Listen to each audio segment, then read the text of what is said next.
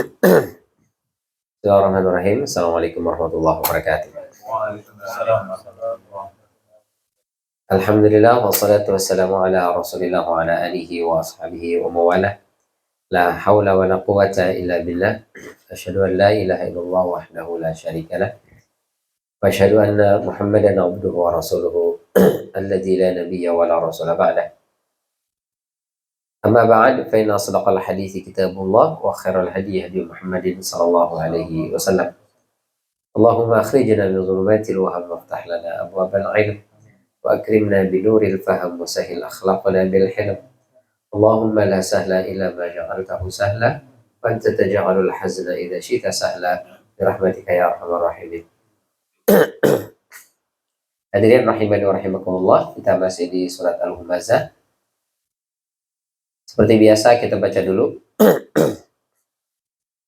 A'udzu billahi minasy syaithanir rajim. A'udzu billahi minasy syaithanir rajim. Bismillahirrahmanirrahim. Bismillahirrahmanirrahim. Wailul likulli humazatil lumazah. Wailul likulli humazatil lumazah. Alladzi jama'a malan wa 'addadah. Alladzi jama'a malan wa 'addadah.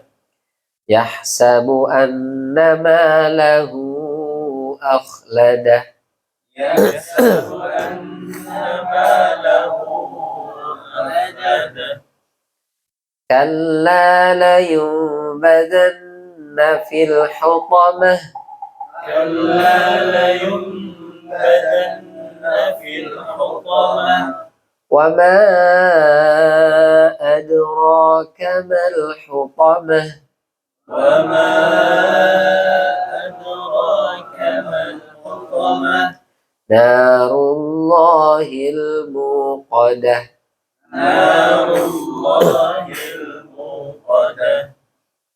Allati tattali'u 'alal afidah. Allati tattali'u 'alal afidah. Innaha 'alaihim muqsadah. Innaha 'alaihim muqsadah. Fi 'amadin mumaddadah. Fi 'amadin mumaddadah. Shadaqallahul azim. Kita kemarin sudah ayat kedua ya. Wailul likulli humazatil lumazah alladzi jama'a malan wa 'addadahu. Yaitu orang yang mengumpulkan harta dan menghitung-hitungnya.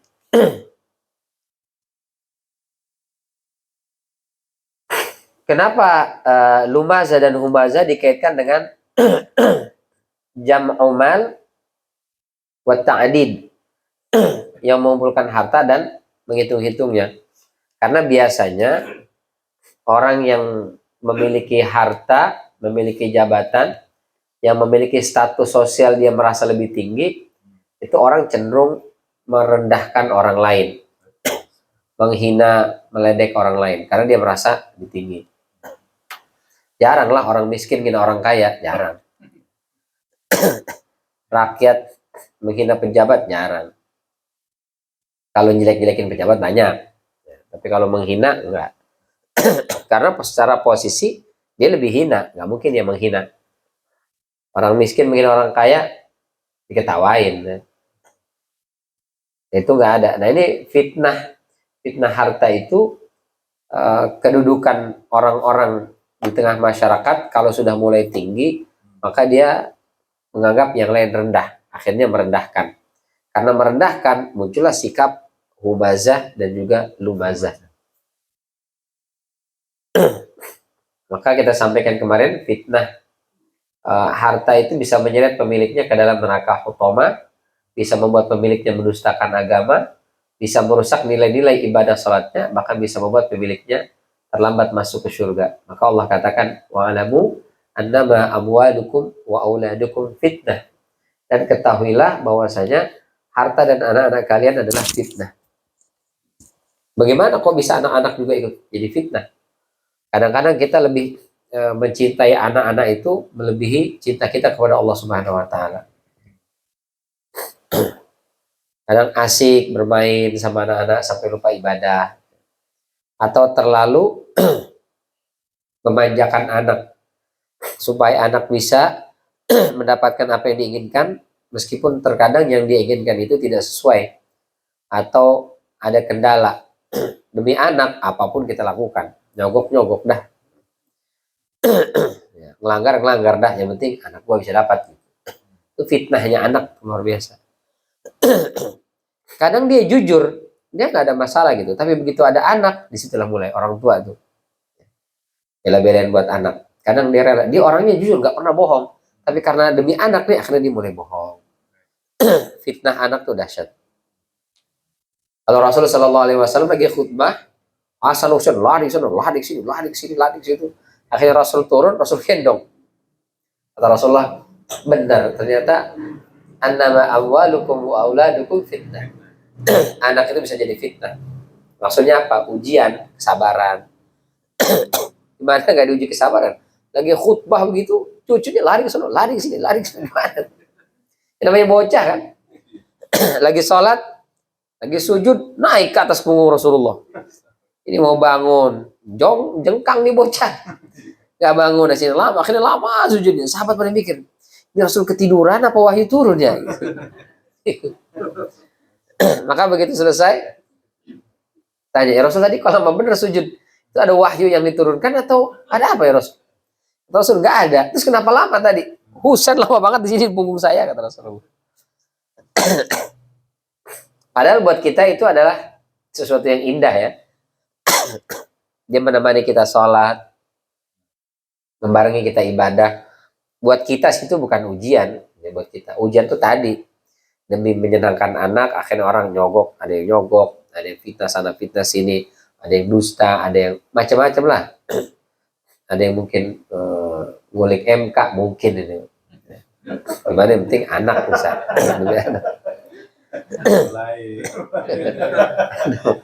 Annama amwalukum wa auladukum fitnah. Insyaallah.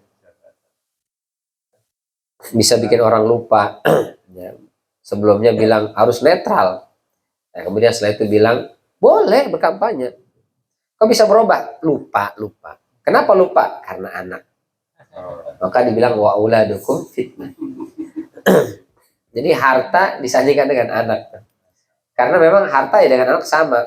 Kita sampaikan kemarin kenapa harta disebut dengan mal, tamilu ilaihin nufus. Karena hati manusia itu selalu condong ingin mendapatkannya. Sebagaimana anak, anak itu hati kita condong kepada anak. Maka kenapa di sini kemudian disebutkan setelah menjelaskan pengumpat dan pencela, kok di sini malah penjelasannya yang suka mengumpulkan harta dan begitu-begitunya. Baik. Tapi kita sampaikan bukan berarti orang muslim nggak boleh kaya. Ya. Justru harta itu kalau tidak dipegang oleh orang yang baik, dipegang oleh orang yang buruk, maka orang buruk itu akan menambah keburukan dan memperluas keburukannya dengan harta yang dipegang itu. Dulu Imam Syafi'i itu termasuk, karena beliau latar belakang keluarganya kan sederhana. Miskin lah, kalau dikatakan lebih miskin. Terus ya sama harta itu agak warok lah. Jadi beliau menjaga jangan sampai kena fitnah harta itu. Jadi lebih baik memilih hidup miskin. Buat beliau kalau ada ulama itu kaya, itu ada something wrong gitu. Ulama itu menurut dia waktu masih kecil nggak boleh kaya. Gitu. Imam Malik termasuk ulama kaya. Murid-muridnya kalau belajar sama beliau itu dikasih duit, digaji. Ngaji sama beliau digaji. Masya Allah. Yang lebih kaya lagi adalah Abu Hanifah. Cuman Imam Syafi'i nggak sempat ketemu dengan Abu Hanifah. Abu Hanifah meninggal, Imam Syafi'i malah lahir. Abu Hanifah itu pebisnis, beliau kaya raya. Beliau sempat ketemu dengan muridnya. Kalau tidak salah Muhammad Asy-Syaibani. Senanya Imam Syafi'i kecil ini. Sampean kok alim, tapi duitnya banyak gitu. Kaya raya. Kaya itu kan simbol dunia. Sementara Anda alim, ulama, mestinya zuhud, tinggalkan itu semua. Kata Muhammad Syaibani, jadi menurutmu duit ini saya kasih pelacur aja? Saya kasih rampok? Harta ini saya kasih sama orang begal, sama orang yang bejat? Jangan. Terus kasih siapa? Ya kasih orang baik. Menurut kamu saya nggak baik? Ya baik. Terus apa salahnya? Iya juga ya. Akhirnya Imam Syafi'i kemudian mengatakan, iya juga ya. Jadi kalau harta itu tidak dipegang oleh orang baik, maka dia akan dipegang oleh orang buruk. Dan orang buruk kalau punya harta, keburukannya lebih dahsyat. Kalau orang miskin, bermaksiat, mabok aja mabok, paling dia beli anggur cap orang tua, dioplos sama sari puspa, autan, baygon, biar lebih nendang kata rasanya. Maboknya ya begitu aja, paling di pos ronda, di mana, yang 2-3 orang lah. Karena banyak juga modalnya kurang, jadi nggak ada. Tapi kalau orang kaya mabok, luar biasa. Dia sewa villa, dia sewa hotel, dia sewa tempat-tempat bar, diskotik. Yang datang ke situ bukan cuma 1-2 orang, banyak itu. Maksiatnya begitu dahsyat, luar biasa. Dia sewa perempuan, dia sewa ini, sewa itu. Nauzubillah. Kenapa? Punya harta. Coba kalau nggak punya harta, boro-boro buat nyewa perempuan, buat nyewa sound system aja nggak ada duitnya.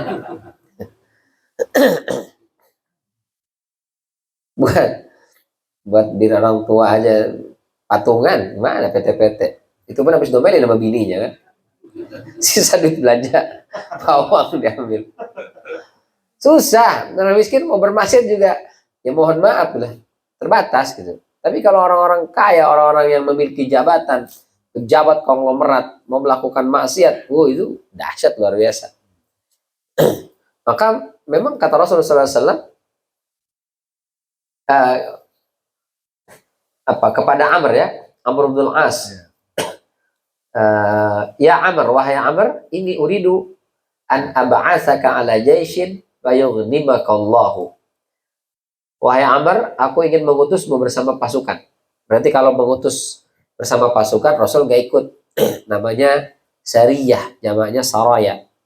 Kalau Rasul ikut, namanya ghazwah, namanya ghazawat. Jadi kenapa ada ghazwatu Badr? Berarti perang itu Rasul ikut.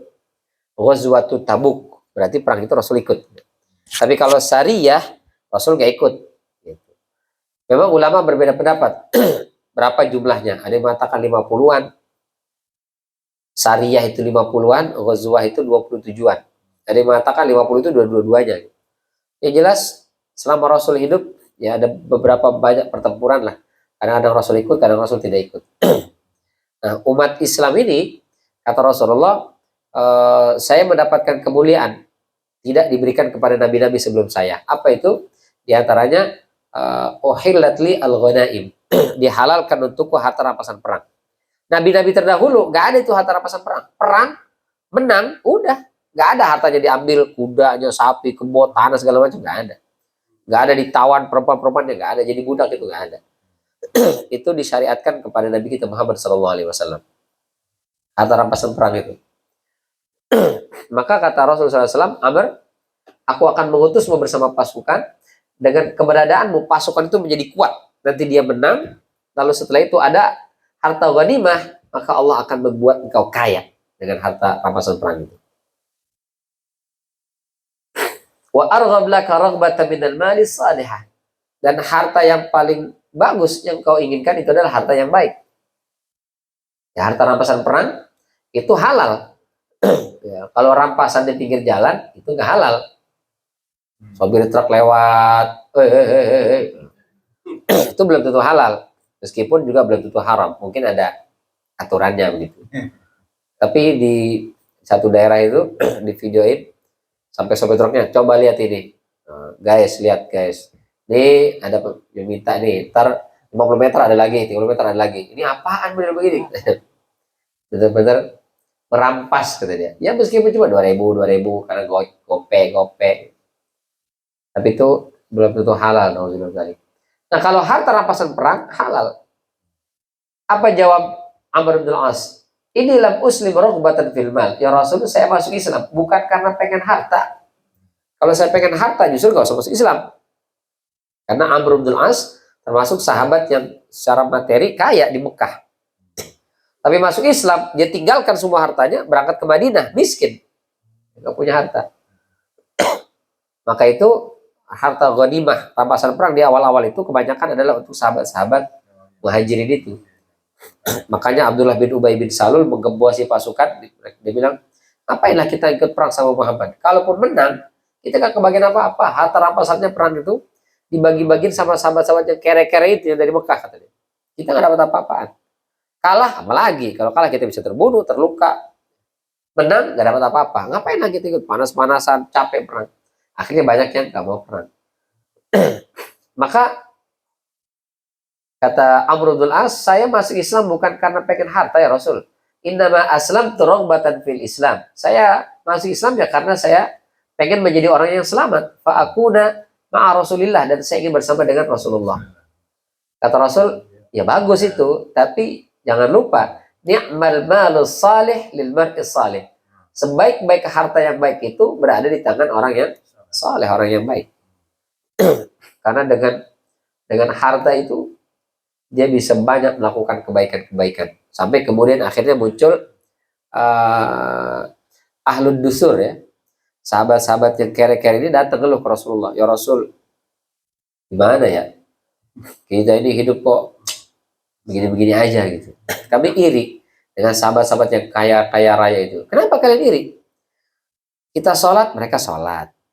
Kita tahajud, mereka tahajud. Kita puasa, mereka puasa. Kita haji dan umroh, kalau dulu kan asal mau berangkat, nggak perlu banyak biaya. Penting ada kendaraan, kalau nggak jalan kaki berangkat haji. Mereka berangkat juga. Semua amal kita mereka lakukan, tapi ada amal mereka yang tidak kita lakukan. Apa itu? Mereka infak, kami gigit jari. Mereka sedekah, kita cuma ngeliatin. Mereka bayar zakat, kita cuma mesem-mesem doang. Kami iri. Kalau begitu mereka pasti dulu masuk surga aja tuh. Kata Rasul, gak usah iri. Mau gak aku ajarkan amalan yang kau bisa ngebalap amalan mereka. Apa itu Rasul? Likulli tasbihatin sadaqah. Kau baca subhanallah, subhanallah, subhanallah. Setiap kalimat tasbih itu sedekah. Alhamdulillah, alhamdulillah, itu sedekah. Ada pahalanya banyak gitu. Jadi sedekah itu gak mesti dengan uang. Dengan kita bertasbih, bertahmid, zikir itu adalah sedekah. Maka mungkin sedekah hartamu sedikit, tapi sedekah lisanmu dengan zikir, itu bisa banyak, bisa ngebalap mereka tuh. Yang benar Rasul, benar. Bahkan, mohon maaf, kau hubungan badan dengan istrimu, itu ada sedekah, dan itu ada pahala. Oh, mantap juga nih. Pulanglah mereka.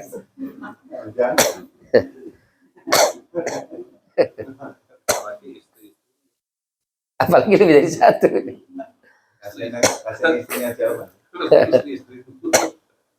Sampai kemudian ada sahabat tanya, masa kita hubungan suami istri dapat pahala?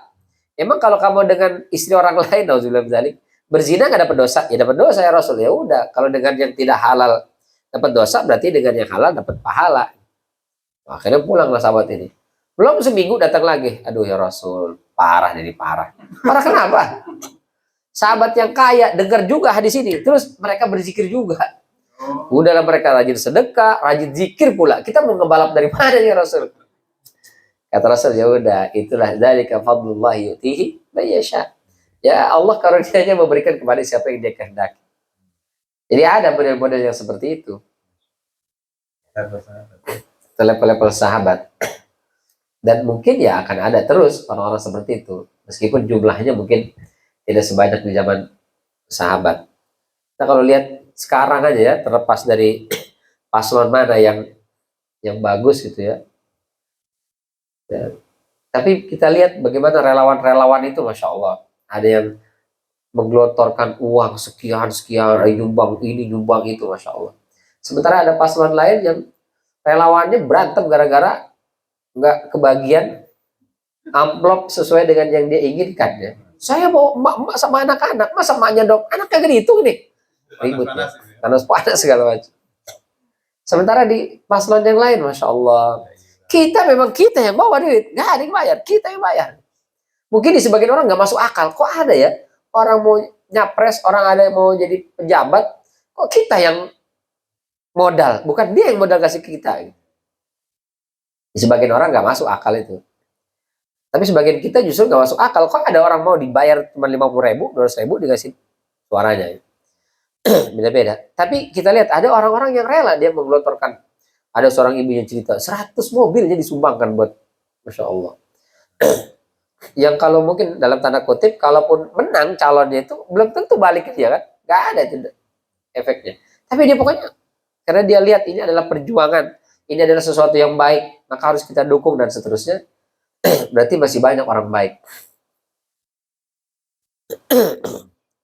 Kalau kata Ustaz Hidayat, waktu yang masjid di Toronto itu kan ketua DKM-nya kebetulan dulu di Libya, tempat kita memperbaiki gizi lah rumah beliau. Jadi mahasiswa itu diundang, biasanya diundang ke rumah Pak Hadi, Allahyarham tuh pilotnya Gaddafi dulu. Gaddafi pilot pribadinya. Ya. Nah, kita datang ke rumah, ayo besok hari Jumat rumah saya gitu. Ngaji, judulnya ngaji, berarti makan sebenarnya. Ngaji sebentar makan. Nah itu beliau juga tuh rumahnya, pokoknya sampai saya berapa kali tuh nginep di rumah beliau tinggal karena beliau ada tugas ke luar negeri sama istrinya. Semua yang di rumah saya halal kata dia. Kecuali satu, apa itu? Tolong itu terasi, awas jangan diambil-ambil. Sama pete, mahal gue ngangkut dari Indonesia aja tuh. Daging segala macam silahkan. Apa segala macam halal semuanya pokoknya. Masak apa terserah. Dan itu dikasih duit juga kan, karena kita nungguin rumah dia dikasih duit. Masya Allah. Cuman awas ya, gue balik pete gue habis nih, tahu jawab belum? Yang begitu-gitu gak boleh, gak boleh dimakan. Karena mahal emang, bawahnya kita, masya Allah. Nasi kita sampai di Qatar masuk ke X-ray itu, kelihatan mungkin benda hitam apa nih katanya. Ini ada benda asing nih, buka bongkar. Kita bilang ini tuh Abu Syabi, makanan kampung maksudnya. Enggak, kita mau lihat, coba buka. Dibuka lah, gitu, buka koper. Kita bungkus itu terasi kan, terasi besar itu kita bungkus, banyak gitu. Dilakpan juga, buka katanya. Aduh. Mana ini? Karena mungkin kelihatan di X-ray hitam apa gimana, nggak ngerti saya. Dibuka, baunya keluar kan. Apa nih bau busuk? Ini makanan kampung. Kamu bangkai dimakan kata dia. Iya emang bangkai, tapi pakai ikan sih bilang. Dicobain lah sama dia. Gak percaya dia. Bau langsung, apa ini katanya? Kan saya bilang ini makanan kampung. Akhirnya, ya masukin lagi. Oh gimana kita? Udah kebongkar begitu kan? Nggak ada lakban segala macam. Aduh, kita bungkus lagi di koper sampai ke Libya. Masya Allah semua bau terasi sekoper. Perjuangan buat terasi itu. Kita taruh di kulkas. Ada kawan dari Tajikistan. Dia nggak tahu, dibuang sama dia ke tong sampah. Itu saya mau masak sambal. Saya bilang, kemana terasi ini? Saya tanya semuanya nggak ada yang tahu. Datanglah dia. Bilang, akhi, ente lihat ini nggak makanan saya di kulkas? Makanan apa kata dia? Ini ta'am syabi saya bilang. Ada baunya agak menyengat. Oh yang bau busuk itu kata dia. Bau busuk saya bilang, itu makanan enak saya bilang gitu. Saya buang ke tempat sampah. Turun saya ke bawah cari kotak sampah itu. Saya bersih dikit-dikit bawa lagi ke atas. Itu udah buang tempat sampah diambil lagi. Oh ini perjuangan bawanya saya bilang luar biasa. Masya Allah. Tapi begitu saya masak sambal itu dia paling lahap makannya. Enak banget ini. Pakai apa ini? Itu pakai makanan busuk yang kita buang saya. Itu aja masih selamat. Beliau itu namanya Pak Subhan Bumi. Beliau yang menginisiasi karena tinggal di Toronto. Begitu pensiun dia tinggal di sana. Di Kanada. Terus waktu itu ada gereja yang mau dijual kan, tapi dikasih limit. Berapa hari doang? 10 hari. Berapa M? 9 M kalau tidak salah. Bingung, aduh gimana, dari mana duit ya? Ada berapa doang gitu. Kontak lah Ustaz Hidayat. Di aja manggilnya. Ke kita itu manggil nama aja langsung. Kita mau bangun begini-begini. Bisa nggak bantuin? Butuh berapa, Pak? Ya pokoknya setengah sekian harus masuk 9M. Gampang sini. Langsung diumumin, Ustaz Hidayat. Kita nyumbang nggak usah banyak-banyak. Satu orang 10.000 aja. Kali sekian dapat tuh 9M. Nah, sampai seminggu, itu langsung ketutup. Bukan cuma 9M. Bahkan lebih. Kalau nggak di stop itu, masuk terus, luar biasa. Kata Ustaz Adi, di Indonesia ini banyak orang baik, Pak. Orang kaya raya yang baik itu banyak. Cuman mereka belum percaya atau belum ketemu orang yang bisa dipercaya untuk menyumbangkan harta mereka. Itu dia ngomongnya gitu enak Ustaz Adi. Karena udah ketemu banyak orang. Lalu kayak kita, gimana? Masih nyari satu-satu. Memang banyak, cuman belum ketemu ini gitu. Tapi ada orang-orang yang Allah titipkan harta kepada mereka, tapi harta itu dibelanjakan di jalan Allah. Dan itu boleh iri kita, kata Rasulullah. La hasada illa fitnatain. Tidak ada hasad, tidak ada iri, kecuali pada dua kelompok manusia. Siapa? Rajulun atahullahu ilman. Orang yang Allah berikan ilmu, lalu dengan ilmunya diajarkan. Yang kedua, rajulun atahullahu malan. Orang yang Allah berikan harta, dengan hartanya itu dibelanjakan di jalan Allah Subhanahu wa taala. Yang bermasalah dan berbahaya itu adalah harta itu hanya ditumpuk-tumpuk dia, dibanyak-banyakin dia, akhirnya membuat dia sombong. Karena sombong akhirnya merendahkan orang lain, menghina orang lain, bahkan bisa saja mengejek dengan hubazah dan lumazahnya itu. Kenapa dia bisa mengejek seperti itu? Kata Allah, yahsabu, dia mengira anna, bahwasanya malahu, harta dia itu akhladahu, mengekalkannya. Jadi kata khalada kekal, akhlada mengekalkan. Jadi dalam bahasa Arab itu apa namanya, fi'il itu sulasi mujarrad, 3 nih. Khalada kekal. Dapat awalan alif berarti dapat tambahan, jadi sulasi mazid biharfin. 3 dapat tambah 1 huruf. Itu maknanya mekan. Kharaja keluar, akhraja mengeluarkan. Khalada kekal, akhlada mengekalkan. Apa? Dakhala masuk, adkhala memasukkan. Apalagi sami'a mendengar, asma'a memperdengarkan. Asma'a yusmi'u, tasmi', ya, memperdengarkan. Sama'a yusmi'u tasmi'an, itu memperdengarkan. Mau ngapain dibuat tasmi'? Tasmi' itu artinya memperdengarkan. Samaan atau samaan, sima'an ya.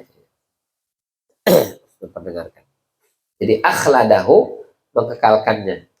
Jadi orang ini mengira, menyangka ya, dengan banyak harta itu dia nggak bakal mati. Karena ada masalah, problem apapun, sakit bahkan, kalau punya harta dia bilang gampang ini. Bisa kita berobat, kita sewa, kita bayar dokter paling mahal, kita cari obat yang paling mahal sekalipun bisa.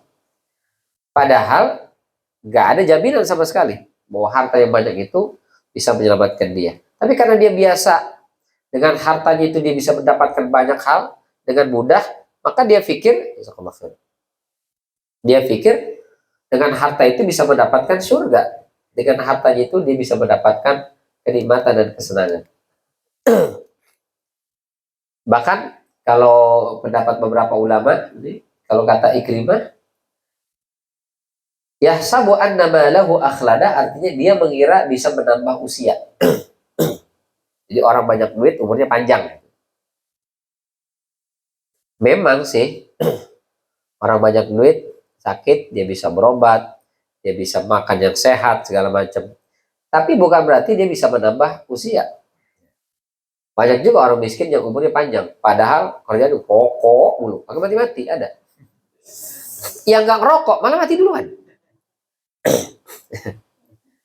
Saya punya uak kakak dari bapak itu, rokok berat, dinasehatin nggak mempan. Tapi beliau hafal Quran. Masya Allah.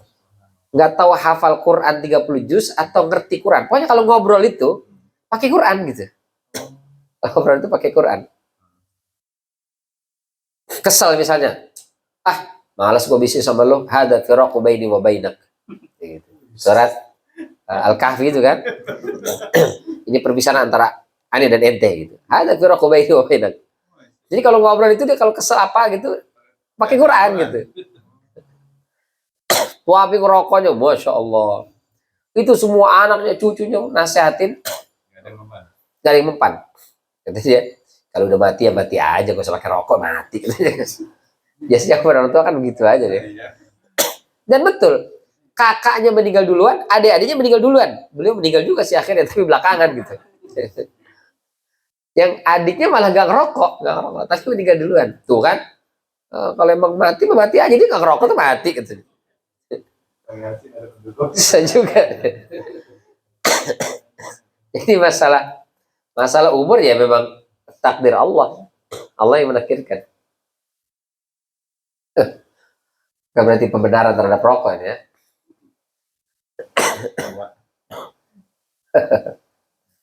As-Suddi mengatakan bisa mencegahnya dari kematian. Kalau kata Al-Mawardi, berguna baginya setelah kematian. Bahkan di beberapa agama pagan itu meyakini bahwa uang itu dibawa mati, masuk kubur, masukin juga hartanya. Di antaranya tradisi orang Cina dulu ya. Kalau dulu tapi bukan sekarang. Dulu kalau orang Cina mati, kenapa kuburannya gede itu? Karena memang emasnya, peraknya, duitnya dimasukin ke dalam. Sampai kemudian orang kita kan senang, wah ini sayang banget nih emas duit dipendam di situ. Akhirnya digali sama dia, masuk lewat bawah, dicolong lah itu. Akhirnya lama-lama orang Cina mikir juga, ini kita bukan ngasih buat alam akhirat ini, ngasih maling nih. Akhirnya dibikinlah mutasi imitasi ya. Masih tapi imitasi. Uang tapi uang palsu, masukin ke dalam. Itu maling. Kali enggak ilah imitasi ternyata. Karena mereka menganggap dan meyakini harta itu bisa dibawa sampai ke kubur itu dan bisa menyelamatkan dia. Dan ternyata orang muslim juga banyak yang begitu. Di beberapa daerah itu, termasuk di daerah saya, kalau Idul Fitri, terus pada ke kuburan dekar gitu, itu pada naruh duit tuh. Di kuburan itu, digali sedikit, taruh duit. Ada yang 5.000, 10.000, ada yang 50.000, ada yang 100.000. Ngomongnya nyantai aja, ini buat jajan di sana ya. Gitu. Saya itu waktu kecil itu ya kerjaan kita begitu, lebaran kagak punya duit, nongkrong aja di kuburan, liatin. Udah selesai nih keluarga, langsung itu datang sergap sepapan semua dapat, alhamdulillah. Nanti kuburan selesai, itu cari lagi ada lagi. Laku ya. Jadi kalau tanya kok tahu, gimana nggak tahu, orang saya banyak duit dari situ. Waktu kecil dulu itu. Setelah besar baru kita pahami, oh ini nggak boleh sih ya. Cuman lebih nggak boleh ya dia naruh duit itu karena meyakini sebagian orang kelihatannya kayak bercanda kali ya, tapi benar kan uang dimasukin situ. Berarti ada Bener hilang ya. iya, dan benar hilang. Besok dilihat, oh iya udah dipakai duit ini nggak ada ini. Kayak jajan, bener dijajan pakai jajan sama bocah ya. Bocahnya udah gede nih sekarang lagi ngomong.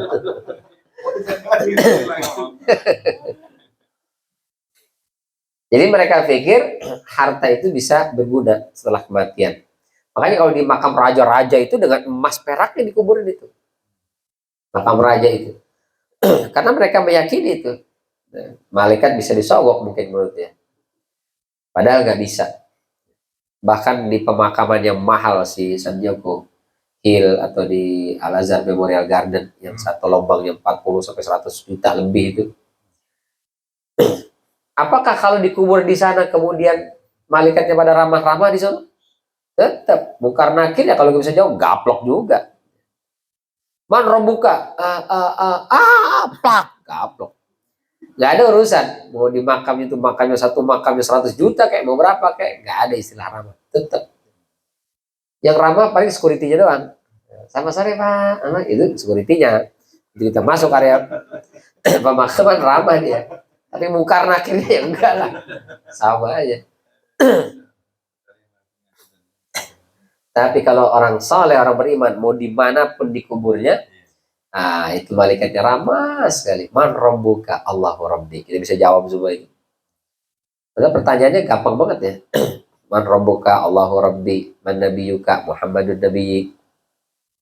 Atau riwayat lain, man hadzal rajul alladzi ursila fikum? Siapa orang yang diutus kepada kalian? Kita jawab Muhammad Rasulullah atau Muhammad Nabi.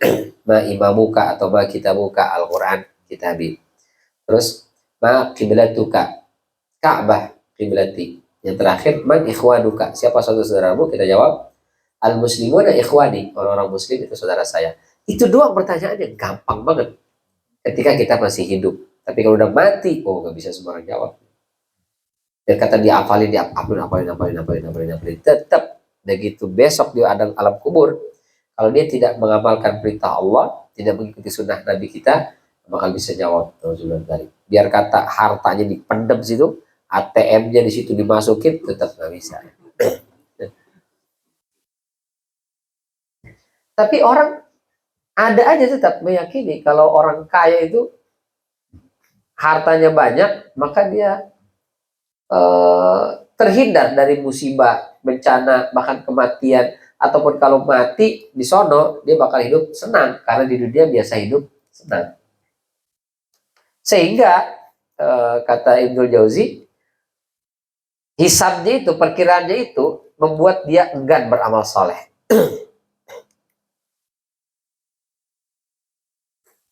Di surat Al-Mu'minun ayat 55 sampai 56. Ayahsabuna annama numidduhum bihi min malin wa banin nusari'u lahum fil khairat bal la yash'urun. Boleh dibaca Ustaz? Coba terjemahnya. Surat Al-Mu'minun ayat 55 sampai 56.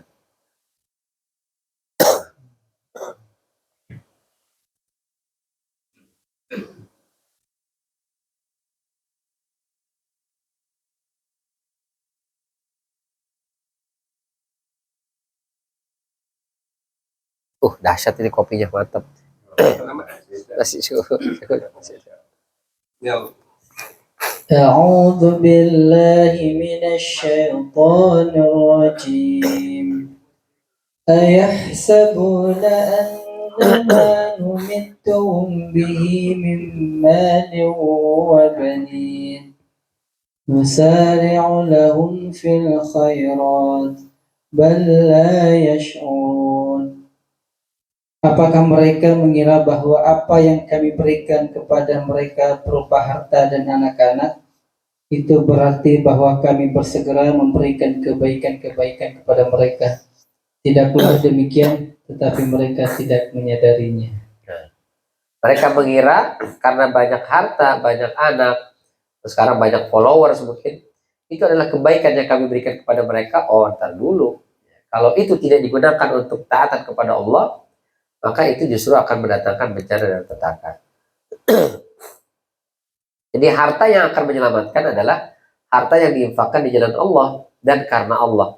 Ada orang menginfakkan di jalan Allah, tapi tidak karena Allah, karena pengen dipuji, karena pengen dibilang dermawan. Ini gak selamat. Kata Rasulullah, 3 orang yang pertama dihisab itu adalah, pertama orang berilmu justru kan. Kamu waktu dunia apa yang kau dapatkan? Kau berikan kepadaku ilmu ya Allah. Terus dengan ilmu itu aku ajarkan orang, aku kenalkan Al-Quran, mengajarkan ngaji, tauhid dan seterusnya. Dan itu ikhlas karenamu ya Allah. Kata Allah, bohong. Kau memang mengajarkan orang, tapi kau pengen dibilang alim. Itu qal annaka alim. Dan itu sudah kau dapatkan. Orang semua bilang kau adalah orang alim. Tapi kau tidak sedikit pun melakukan itu karena aku, kata Allah. Maka setelah itu dicemplungin ke dalam neraka. Yang kedua, dipanggil, kau apa yang kau dapatkan waktu di dunia? Kau berikan kepadaku harta yang banyak ya Allah. Terus aku bantu sumbang masjid, anak-anak yatim, madrasah, pengajian, rumah tahfiz, rumah Quran, dan seterusnya. Dan itu ikhlas karenamu ya Allah. Kata Allah, bohong. Kau memang lakukan itu semua, tapi bukan karena aku. Tapi karena kau pengen dibilang sebagai orang yang dermawan, jawad, pengen dibilang sebagai orang yang dermawan. Maka kata Allah, hari ini kau gak dapat apa-apa lagi. Dicepukin ke dalam neraka. Dan yang ketiga, orang yang berjuang fisabilillah. Apa yang kau dapat waktu di dunia? Kau berikan kepadaku badan yang sehat, kuat ya Allah. Terus aku gunakan di jalanmu. Aku berperang. Berangkat aku ke Gaza. Mati aku terbunuh di sana ya Allah. Jadi itu ikhlas karenamu. Kata Allah, enggak. Kau memang berangkat ke sana, kau memang terbunuh di sana, tapi ternyata bukan karena aku. Karena kau pengen dibilang sebagai pemberani dan pahlawan. Dan itu sudah kau dapatkan. Namamu terukir dengan tinta emas. Tapi hatimu bukan karena aku. Maka kemudian dicemplungin ke dalam neraka. Jadi yang menyelamatkan itu adalah diinfakkan di jalan Allah dan karena Allah. Nah ini yang menjaganya itu. Kita udah benar di jalan Allah nih, tapi ikhlas apa enggak sih? Karena Allah atau karena yang lain? Ya, seperti tadi, ada orang nyumbang buat capres. Benar nggak ini? Dia mendukung ini sebagai bentuk keinginan bahwa mendapatkan negeri yang baldatun thayyibatun warabun ghafur dengan tanpa ada kecurangan-kecurangan, atau justru ada udang di balik bakwan setelah itu, kita nggak tahu. Nah, jangan begitu naik, aja, mana nih saya? Proyeknya gimana nanti? Insya Allah.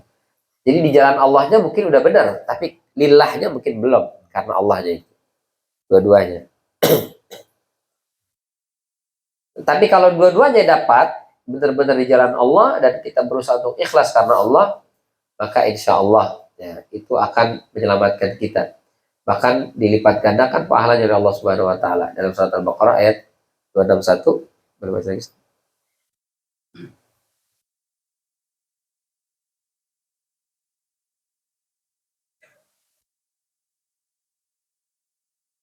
أعوذ بالله من الشيطان الرجيم مثل الذين ينفقون أموالهم في سبيل الله كمثل حبة أنبتت 7 سنابل في كل سنبلة 100 حبة والله يضاعف لمن يشاء والله واسع عليم.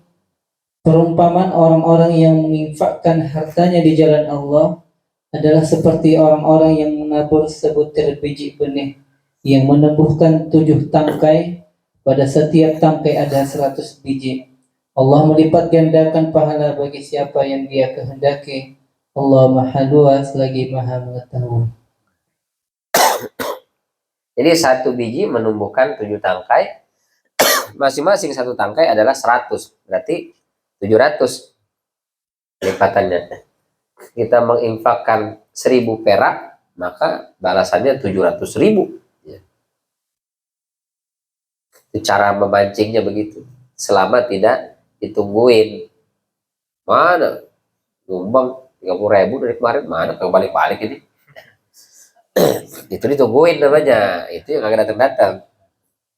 Tapi kalau tidak ditungguin, pasti itu jadi Allah Subhanahu wa taala. Kalau masih ditungguin berharap berarti belum lillah itu. Ya. Masih berharap keuntungan dunia. Jadi dia berinfak, dia bersodako, tapi yang diharapkan adalah feedbacknya di dunia ini. Pengen bisnisnya lancar, pengen semakin kaya. Itu lillahnya nggak masuk di situ. Itu yang Allah katakan di surat apa?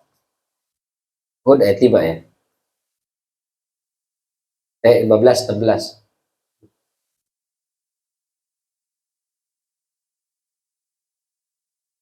Laisa lahu fil akhirati illa an-nar.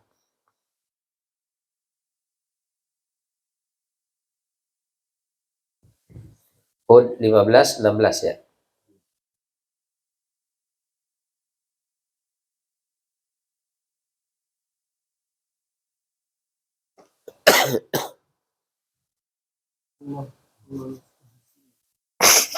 Lima belas. Man kana yuridul hayata dunya.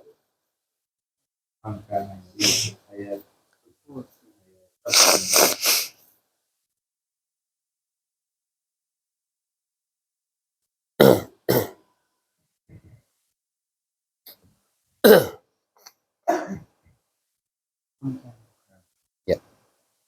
أعوذ بالله من الشيطان الرجيم من كان يريد الحياة الدنيا وزينتها نوفي إليهم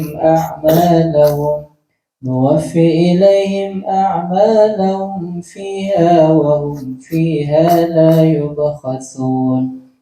Siapa yang menghendaki kehidupan dunia dan perhiasannya, pasti kami berikan kepada mereka balasan perbuatan mereka di dalamnya dengan sempurna, dan mereka dunia tidak akan dirugikan.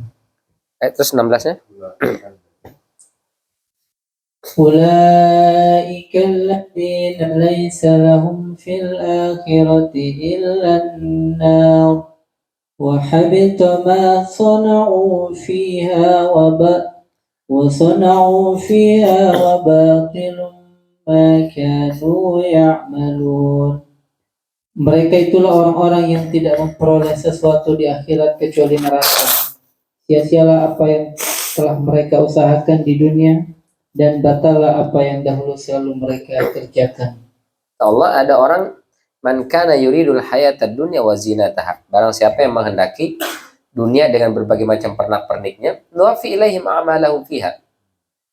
Kami kasih dari amal mereka. Rajin sedekah, rajin tahajud, rajin puasa. Tumben itu rajin bener. Iya nih supaya usaha bisnis saya lancar lah. Supaya bisa dapat ini punya itu. Maka puasa. Kami kasih, kami bikin usahanya sukses, kami bikin ini segala macam. Tapi besok hari kiamat begitu dia nanya, ya Allah mana pahala puasa saya? Loh, sampaikan kan puasa supaya bisnis sukses, kan udah sukses.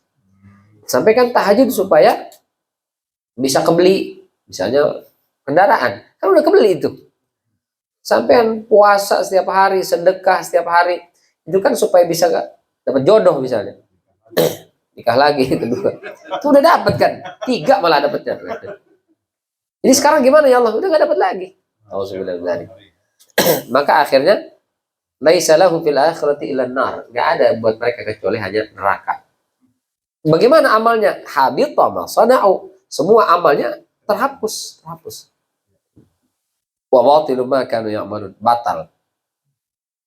Hilang pahalanya. Ya Allah, nauzubillah. Ini ayat yang selalu ditakuti oleh para sahabat dulu. Jangan sampai amalnya tidak di jalan Allah dan tidak lillah.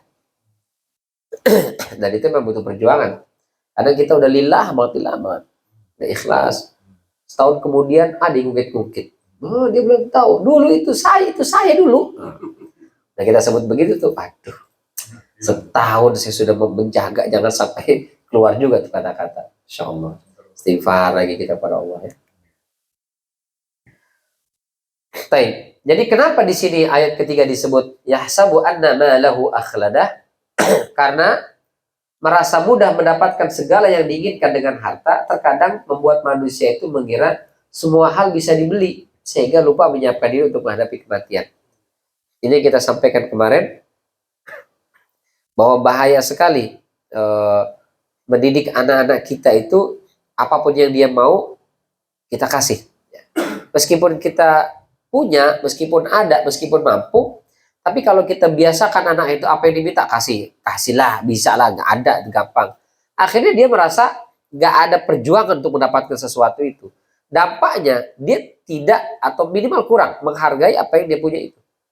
Anak-anak yang karena mudah beli mainan, jadi kita hancurin, percayain sama dia.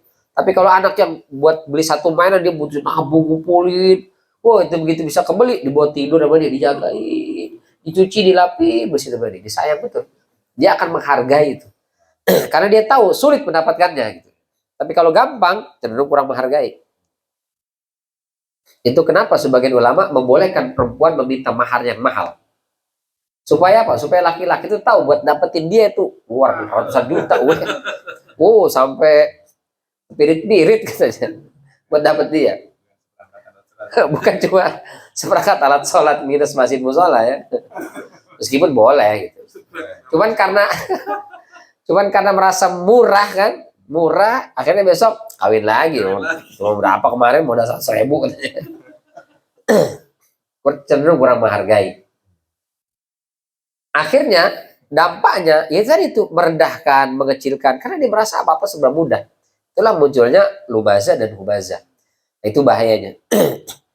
Maka kita berupaya bisa kita buat anak itu tapi tahan. Nangis nggak apa-apa nangis. Ya, nangis dia.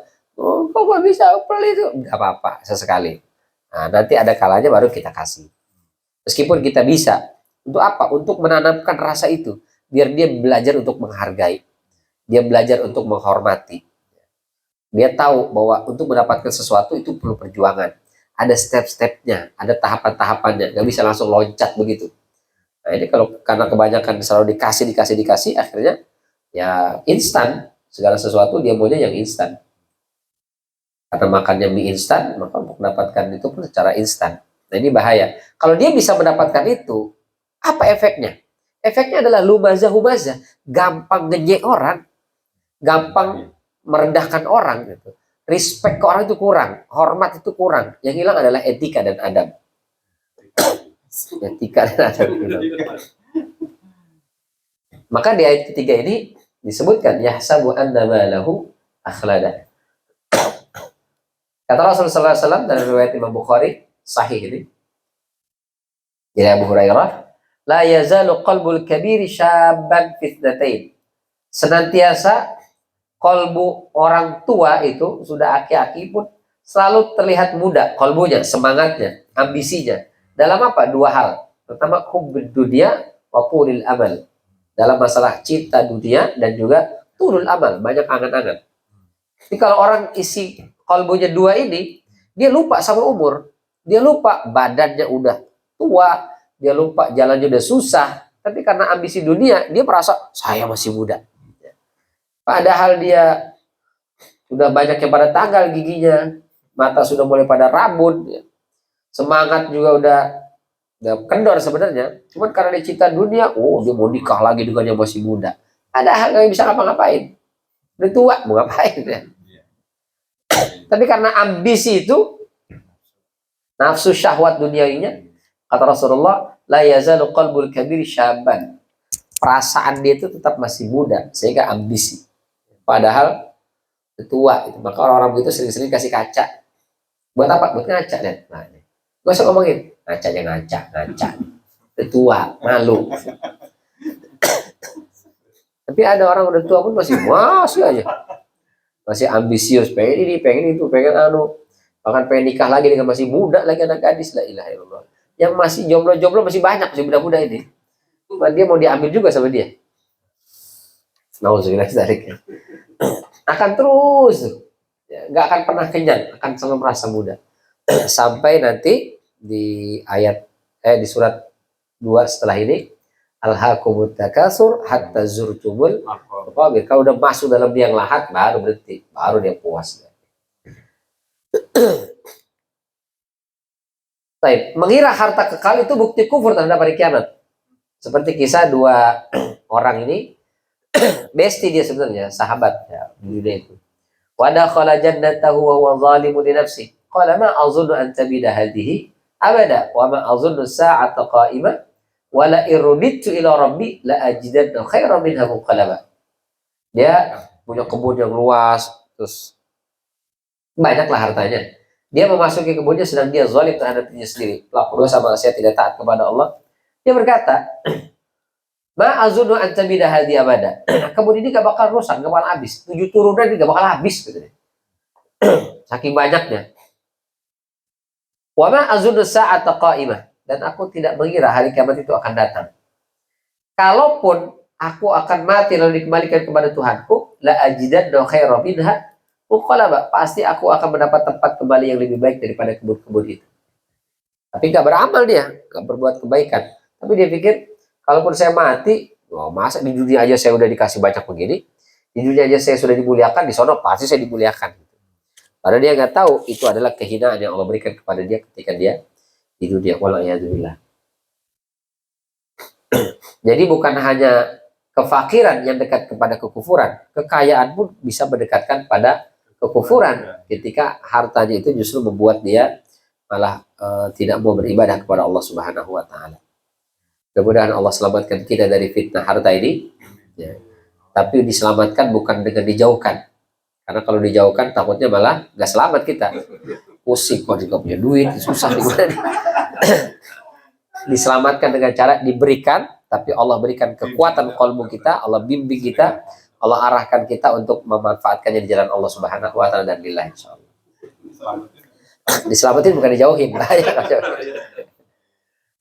Ini barangkali yang bisa kita bahas di kesempatan malam yang mulia ini. Mudah-mudahan ada manfaatnya. Terima kasih atas segala perhatian. Wabillahi taufiq hidayah. Wassalamualaikum warahmatullahi wabarakatuh. Assalamualaikum warahmatullahi wabarakatuh.